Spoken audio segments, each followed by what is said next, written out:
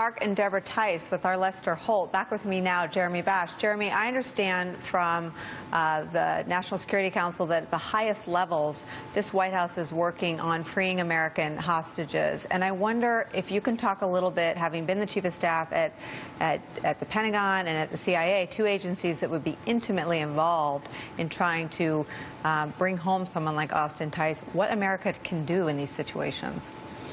It's very difficult, Nicole, but usually you have to rely on personal relationships between people in our government and senior people in other governments. There was a report this week that CIA Director Mike Pompeo had conducted some very sensitive outreach to the intelligence chief in Syria, a country with whom obviously we have no diplomatic relations. I can recall many times in government, whether it was in the Bo Bergdahl case or in the Ray Davis case. Ray Davis was an American who worked at the embassy in Pakistan, who was basically arrested by the Pakistanis, and we had to engage in some very sensitive negotiations to get him to freedom back with his family. This was in the spring of 2011 as we were planning the bin Laden operation.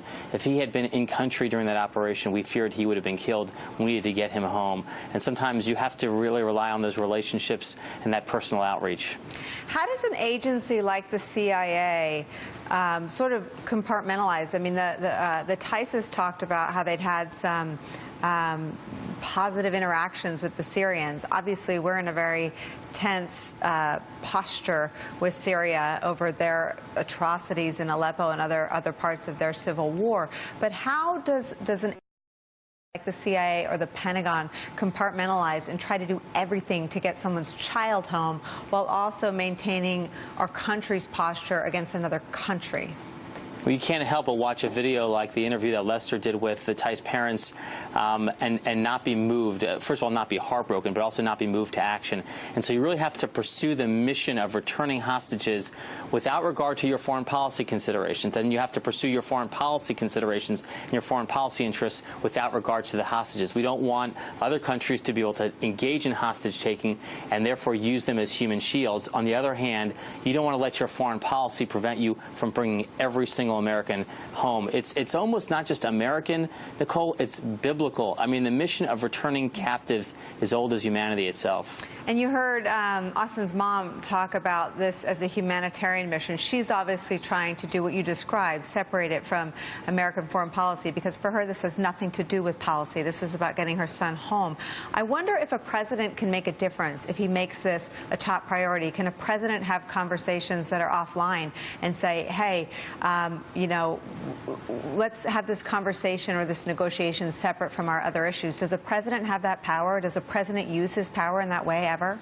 It's hard to know. I haven't seen presidents personally use that power, but they have empowered people on their teams to go forward and have those conversations, whether it's in North Korea or Iran or Syria, in countries where we don't have diplomatic relations. One of the things I wish we would have been able to do during the Iran negotiations was get more information about the fate of Bob Levinson. Bob Levinson was someone who was a former FBI agent. He was arrested on Kish Island, and he hasn't been heard from in a very long time, many years. Senators like Bill Nelson in Florida have been working with the Levinson family to really keep the flame of hope alive for them.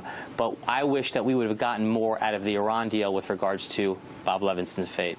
And the death of Otto Warmbier reminded everyone that there are Americans held in harm's way in faraway places. So thank you for talking to us about it. You're staying with us.